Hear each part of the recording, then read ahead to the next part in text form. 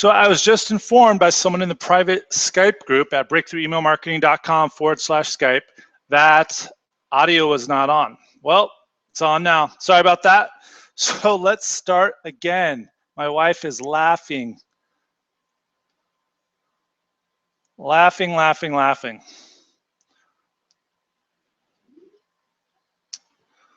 All right.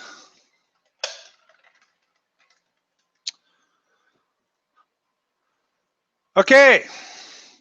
Welcome, everybody. This is Big Jason, the Breakthrough Email Marketing Show. Today, we're talking about unforgivable lies and deceit of email marketing exposed. You know, there's a lot of so-called email marketing experts that are just spewing forth filth that send your email response straight to hell. So let's save your email marketing soul by reviewing some of these bogus BS claims.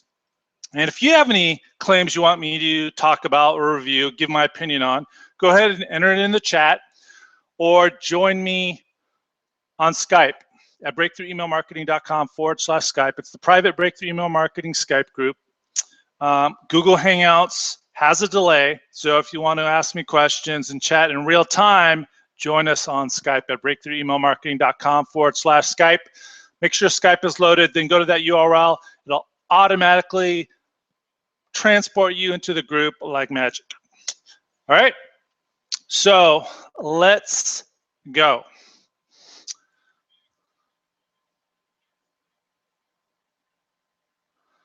All right, first lie and or deceit. Don't use affiliate swipes. Write custom swipes. Total BS. There's actually a product launch going on right now where the product owner is just like, hey, you're gonna make more money, so I'm not really giving you swipes. Screw you. Stupid, idiotic, tons of money on the table. You're hurting yourself, you're hurting your affiliates, you're hurting your employees because their bonus is gonna be a lot less because you're listening, you're either giving stupid advice or you're listening to stupid advice. And guys, guess what? After 18 plus years in this industry, email marketing, one of the worst places and one of the biggest resources for BS, lies, and deceit on email marketing is masterminds. Believe it or not, you're gonna get a ton of bad send your email response to hell advice from masterminds. So you gotta do your due diligence and search out and be like a Berean in the Bible. They didn't just believe what Paul said. Paul said, hey, search the scriptures out. Same thing in email marketing, okay? Don't accept things on blind faith. Not even for me, all right? Test it out. And I actually have a huge raving testimonial from Mike Koenig's from a launch I did. Before I ran one of his launches, he saw what I did for an affiliate of his. I made like $350,000 in commissions for this client, was late to the game, missed pre-launch, worked some magic. And one of the things he says is that I wrote custom affiliate swipe. Well, the only reason I did that was because the affiliate swipes provided were not that good. But the very next year when he hired me to run his launch, I was the one running the affiliate swipes, okay? So high seven-figure launch, the affiliates that were using my affiliate swipe just happened to be top 8 were using mine, just customizing a little bit. We're doing much better than the people that are trying to be clever. See, this is the thing. You try to be clever, you come up with this crazy hook or angle you think is so awesome, but you're sending to a totally unrelated landing page. The landing page has different copy, the video, whatever, is saying one thing, and your little clever affiliate email, it's not consistent with the message, okay? So, yes, again, it depends, but a product owner should be hiring, should be making the investment for a good quality email marketing copywriter to write affiliate swipes. And that same launch that I did for my Koenigs, an affiliate complained to me that my affiliate swipes were too long. And I told him, well, I said, well, look, buddy, You're not the only affiliate. You're not even one of the top 10, just sorry to say. So I'm running affiliate swipes for a broad audience, a lot of different hooks and angles. You can make it shorter if you want. And he's like, but my list only likes short emails. And I was like, really? Now, have you considered the possibility that maybe you suck at writing long emails? And I actually know this affiliate, so, you know, I'm allowed to play with him a little bit. And he says, that's a possibility. So I was like, why don't you test it? Come up with something, a short little blind scammy email like a lot of experts are promoting as the way to go right now versus my long affiliate swipe. 2 times more sales, all right? 2 times more sales. So when someone says never use affiliate swipes, tell them to kiss you where the sun don't shine, all right? Number 1. Again, if you have any claims you want me to review, give my opinion on, I'll tell you whether it's a BS lie or it's deceitful. Go ahead and enter it into the chat or the private Skype group.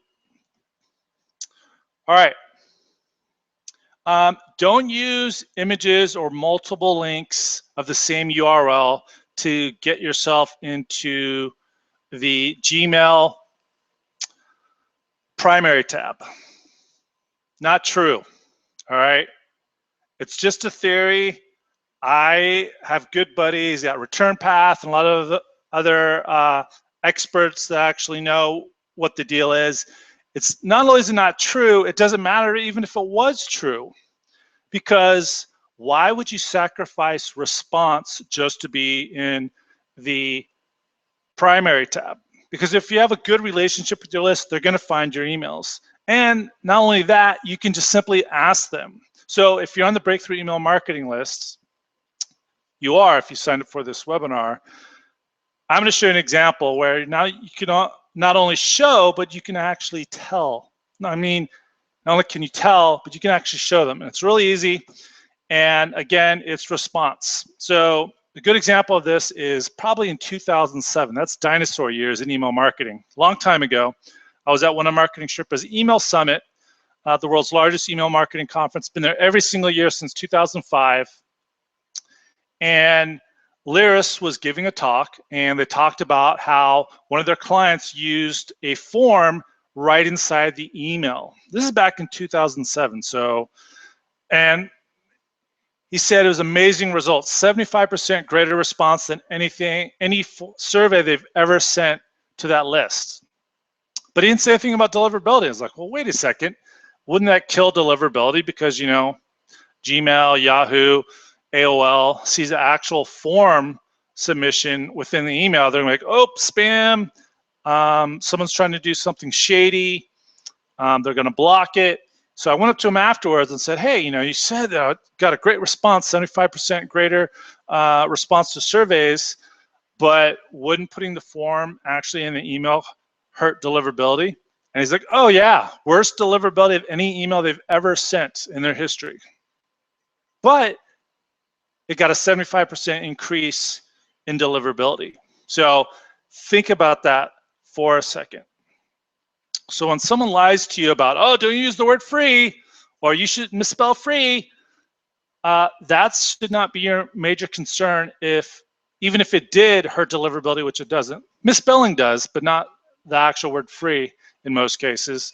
Just think about, well, if I test this, saying that it's free, will that improve my response? If it does, then you got to weigh the ROI and the cost. All right.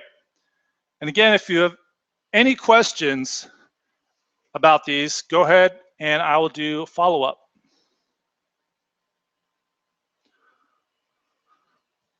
All right, next one.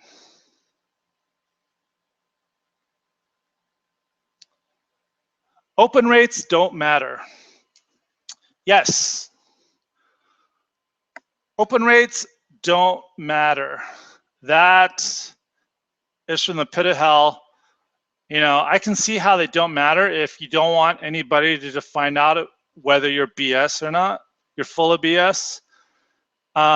What's true is high open rates don't matter. But if you got a relevant offer, a relevant message at the right time to the right person, you don't want that person to open up your email? Of course you do. So if you have a very segmented, targeted list with a great relationship and you have a message or an offer that's extremely targeted to them, yes, open rates do matter. You want as many of those targeted prospects to see that message. So that should make you think about all the people saying you should be using completely blind copy or try to trick people into opening up your email. Why? Because testing shows, both for myself and other people, is that yes, that can increase open rates of the wrong people, of the wrong prospects, the wrong customers. So yes, curiosity with specificity, targeting the right people, can, yes, definitely increase your open rates versus trying to trick and deceive people. But it also can decrease because you're gonna have more people checking out your subject line going, no, that really doesn't interest me. But you gotta realize that that's okay because you want more targeted people seeing your email versus just looky-loos, all right? So anybody that says open rates don't matter are idiots. And not only that, if you're testing, you can see that the right open rate, sometimes high, sometimes low, can affect sales as well. So open rates definitely matter.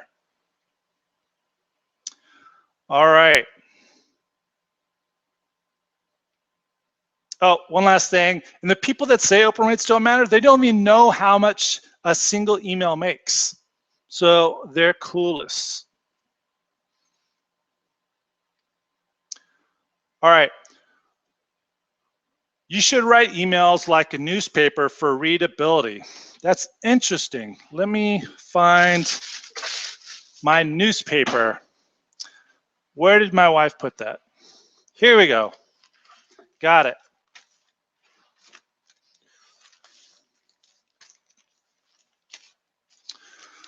All right. Have you seen a newspaper? Some people don't read newspapers like they used to. I know I don't.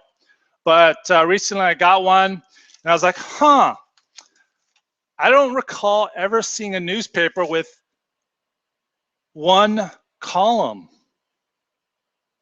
You know, it's usually multiple columns, but the people lying about, you know, writing more readable emails like a newspaper, they don't write with multiple columns. They only write with one.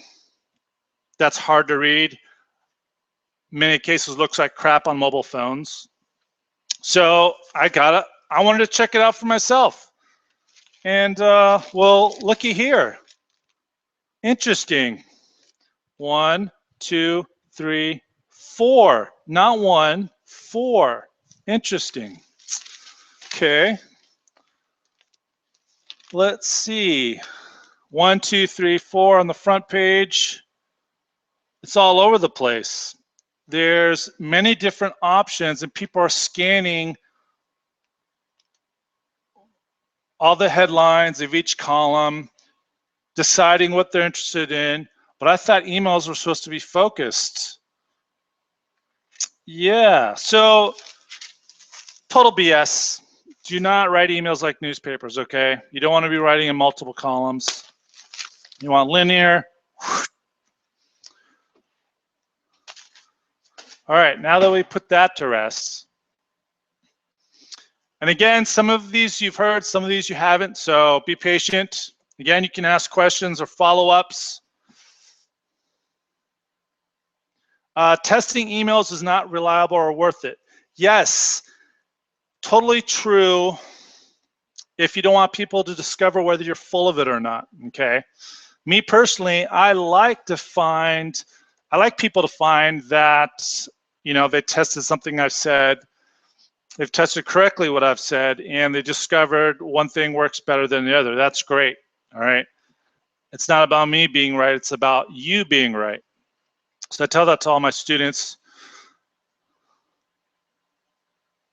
Okay, And as far as other people's results when they test, if you know that they tested correctly, yes, it can be. So if someone says plain text works better than HTML, someone else like myself who's tested it, you can just use that their test to analyze this expert's claim. So you can say, well, you're full of it.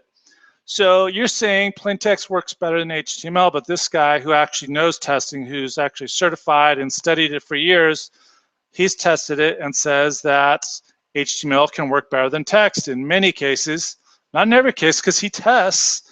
But you're saying plain text works better than HTML, but you don't even test and you've been using plain text for years.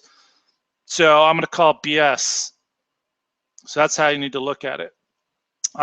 What's an example of a test that's not very reliable? Okay, so a lot of people ask the wrong questions. So if someone says, yes, I've tested it and my emails work better without images. So you look at the tests. Here's a gross example, all right? Somebody tested having a header at the top of their email, with and without the header. And what did they say? I wonder what's gonna get the more clicks, using images or not. Well, they didn't test using images or not, they tested having a header or not, okay? So the header didn't state or restate or support the value proposition of the email, all right? It was just there, it was just branding. So he asked the wrong question.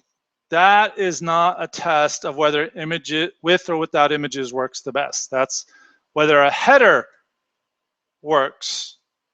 And all my tests show without the header. Okay, there's plenty of places to put branding. So typically you don't need a branding header. It's pointless. You got the from name and plenty of other places to do your branding. Again, as John Carlton says, make sure every word tells, has meaning, needs to be there. Same thing with images, all right? Another good case is that people are just trying to justify their own beliefs, their personal opinions, and sometimes they extrapolate. Kind of like the Gmail tabs. They personally love plain text emails, and so they see a pattern and then mistakenly extrapolate from that it means X. X is true, therefore Y is true. Not really, because just like Gmail tabs, there's whole algorithm and lots of different factors. Same thing with testing. There's a lot of different factors. Some people screw up, some people don't know what they're doing. Another example is somebody talked about a split test and said, oh, plain text works better than HTML. So you look at the test and it's actually a well-written plain text looking HTML email. It's not plain text only, it's plain text looking, versus an email that was entirely an image, horrible copy. That's not an A/B split test. That's basically setting yourself up to win. All right, that's just reinforcing your personal beliefs. I've had to change my personal beliefs because adequate testing shows you what really works and gets rid of the guesswork and reinforcing your personal opinions. So keep that in mind. You got to go where the data leads.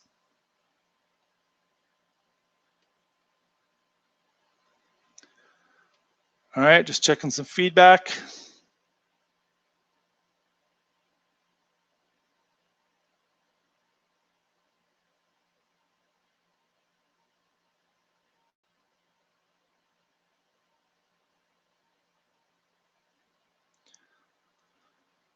All right. Okay, next. 3 is the magical number of links that should be in your email. Total BS. I just look at this and there's no scientific, there's no logical reason to use 3 links. And I see these people and they have no idea. A lot of times they don't even know how much that email made. And even greater, they don't even know which link made how much. So if you're like me and my students who not only know how much email makes, they know if putting a link high up or low, middle, using images, they know exactly what factor makes what amount of money for that email. So in my testing and tracking, yes, putting multiple links will get more clicks, but also in many cases, less sales. Because you're basically, when someone reads their email, they're basically in a fighter jet. And if you put a link in the wrong place, you're basically, without them knowing it, hitting the eject button. You're ejecting them before they've reached their destination. All right. You know, you want a grease slide. You want to build up. You want them to be engaged. You want to pre-qualify them and then eject them to the landing page. Okay. So again, this is based on testing, multiple testing. It's another thing about testing is that you can't just do it once and be like, oh, this is true. And then years down the line, you're doing the same thing. No, you got to keep on retesting because right time, right message, right prospects. Okay. So timing comes into this place. So there's a lot of different scenarios and I test them all. So for my testing and tracking, typically one works the best. Not saying I only use one link, but I'm just telling you the advice that 3 links is best is total BS, okay?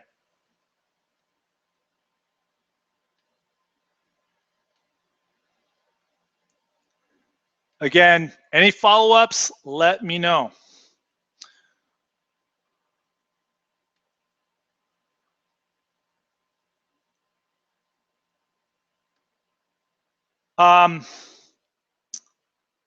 Magical copying emails. Marketing Experiments, McLabs likes to say this, clarity trumps persuasion. They've done a lot of testing, and a good example they give is they hired an A+ copywriter. We all probably know them. They hired them to write an email, and they tested it versus their email, and it painted pleasing pictures. It was flowed great. It caused, you know, the very vivid pictures in the mind. Great metaphors. Got destroyed. Simple, to the point, simple English, killed it. And I find that is the case in a lot of times. So sometimes I just happen to be blessed that I've known a lot of copywriters who, and I've written emails for a lot of A+ copywriters who are just like, look, you know, I know emails are different than sales letters. A lot of times there's different nuances, different strategies. So help me out here. But there's also a lot of copywriters pretending to be email marketing, quote unquote, experts and email copywriters who think you need to be A+ email copywriter, you know, to be a wordsmith, when a lot of times you don't. I mean, I see these guys saying things in their emails like, it's as rare as hen's teeth. Huh? You don't want to be writing things that people make them go, huh, or what? They don't get it, or you're gonna snap it up like a duck on a June bug. This is what these guys are teaching. So fortunately for you guys, I'm not an A+ copywriter. I think I am a terrible copywriter. Under Chaperone says the same thing. You can still get amazing results and better results by using simple, straightforward, conversational copy. Kind of like the boron letters. If you haven't checked out the boron letters, especially the boron letters updated with Bon Halbert's, Gary Sun's added notes and thoughts, definitely check it out. That's the perfect example of simple conversational emails, because it's, you know, a one-on-one conversation between Gary and his son Bon.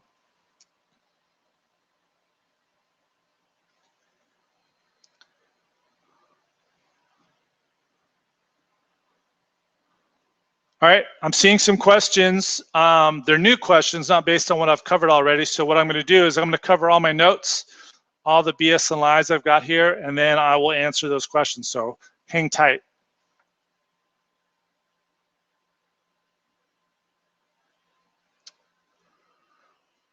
So some of you may have heard this before. I've talked about this a lot. Is don't use images in emails, and the BS excuse or reason is a lot of email clients don't have images on by default.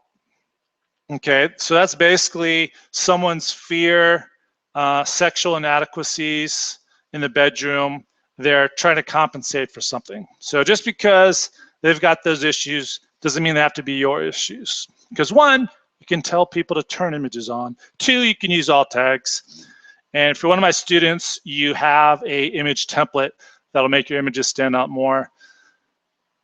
And you'll be using the right type of images. And now with Gmail, a lot more people have images on by default. Doesn't mean you get a free pass for Gmail, because not everyone using Gmail has images on by default. So, but just the excuse that some email clients don't have images turned on by default is just stupid. It's BS.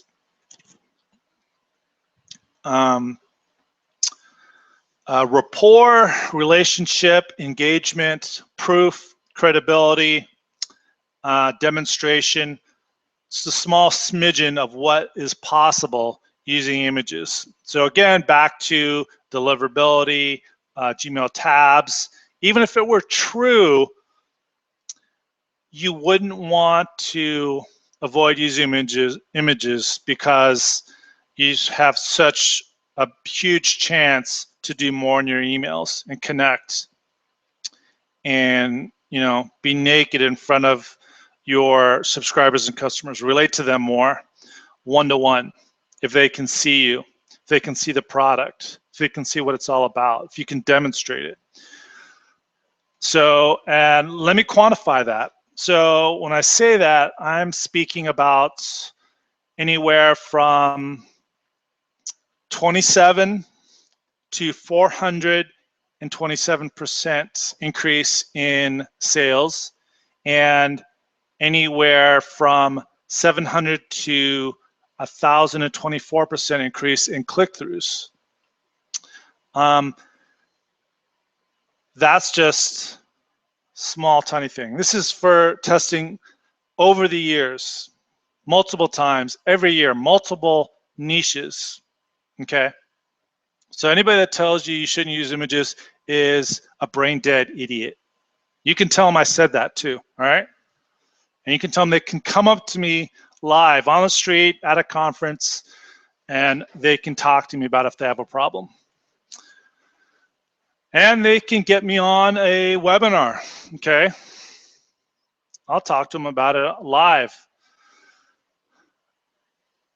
A good example of that is huge, again, another A+ copywriter who hired me to start writing emails for him.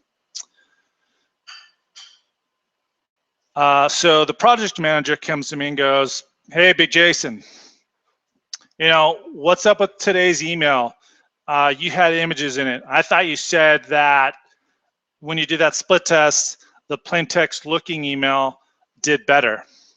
And my response was, "You're right, it did do better that one time for a specific reason. 9 out of 10 times using images work better, both for clicks and sales. And sometimes the image is not going to get the most clicks, but it's going to be an anchor for getting the text link more clicks."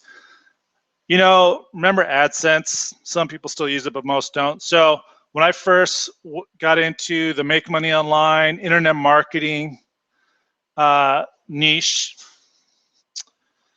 one of the first products I bought at an event was an AdSense product. And yes, it was when AdSense went way down and it was BS. But the first recording that I watched, the guy was talking about how using images next to AdSense shot click-throughs through the roof.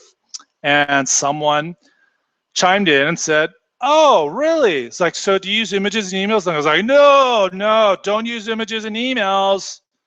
It'll hurt deliverability. Images, people don't have images turned on. See, it's totally stupid thinking.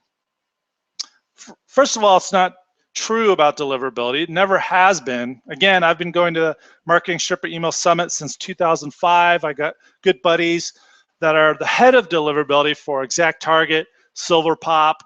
I got a good buddy at Return Path, and it's never, ever been true that images hurt deliverability.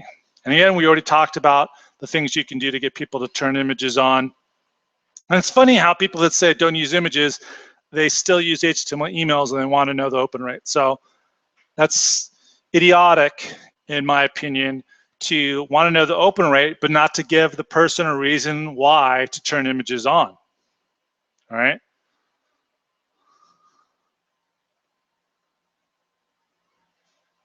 All right. Put pointy arrows next to links, next to subject lines. So that's basically screaming on the corner, hey, check me out, check me out. All right. I'm not saying that it could never help or it's not possibly a good thing to test, but the fact that you should always use or it works best is total BS. Why? Because I've tested it. I was like, oh, really? Okay. And linking is something that I've tested extensively as well. Putting the full URL as the link versus a call to action phrase. Linking a phrase within a paragraph versus a phrase on its own line. And for me personally and my clients, I found like a direct command with the benefits and sometimes even addressing the costs works the best. Like click here to increase your sales by 3 times, even if you suck at writing. Okay, for me, that's been the best bang for the buck, both click-throughs and sales. And if you're curious about using text links and images, what I've found to be the best is the direct command benefit, sometimes direct command benefit, addressing the costs, and then the image. Some people put the images, then the call to action, but I found with my testing that the direct command on its own line, then the image works the best. So something to test. And that's, again, that's multiple times every year, throughout the years, multiple niches: golf, weight loss, survival, prepper, athletics, all that good stuff.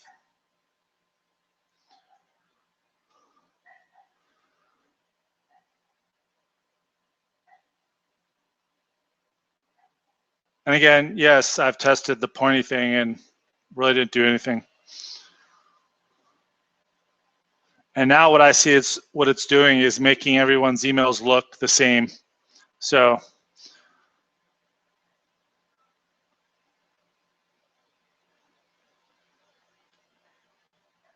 well, there you go.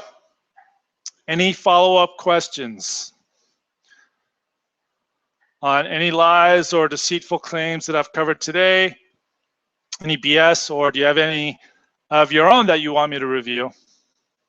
Or if you have any follow-up questions about anything about email marketing, I promised that I would answer any and all of your questions about email marketing, no matter what it was. So fire away. Again, if you're in the private Breakthrough Email Marketing Skype group, I'm going to get them in real time, because if Google Hangouts doesn't show me your question in time, I'm going to think there's no more questions and I'm going to end the show. So breakthroughemailmarketing.com/Skype. Make sure Skype is loaded and it'll automatically transport you into the group. All right, we got a question here. What do you think about cold email to a scrapped list? Those, I prefer plain text, extremely short, Yeah, kind of along the lines of Dean Jackson's email for real estate. I had used similar long before that. But yeah, you want to ask a question and you want to engage with them. You want to get them to reply. That's what I would say for a cold email to a scrapped list. And you want to make sure it's very relevant and very targeted. So if you have the list segmented, all the better. Just customize it for a few different segments. Otherwise, you're just going to have to come up with something that's got the most broad appeal. But you could test it, and maybe if you're good, maybe you know that there's one appeal that's going to work for the most amount of people, or the most targeted people. Because it depends on your niche. Some niches are so broad and they have umpteen subsection within, versus others that are very tightly targeted.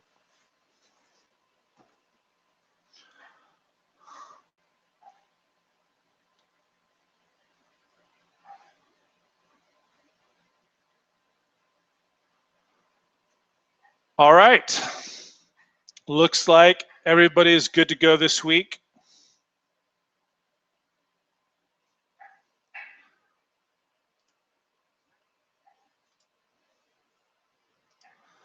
So if you want more information on BS, lies, and deceit, and in response to that, actual breakthrough email marketing advice based on proven results, not guesswork, over 18 years of experience, over $350 million in revenue in emails.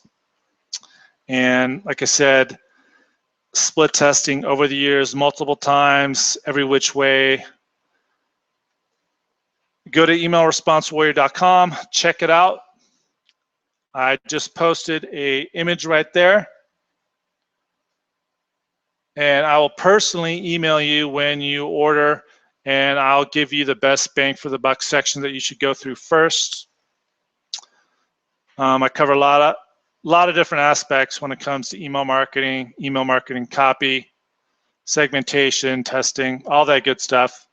It's good for beginners and advanced, and I've got templates in there. Pretty much everything you can think of. If you have any questions, let me know.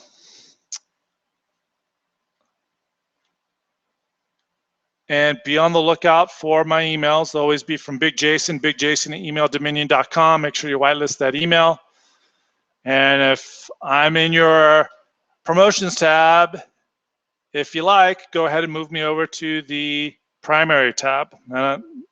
Google allows you to do that permanently. All right, guys.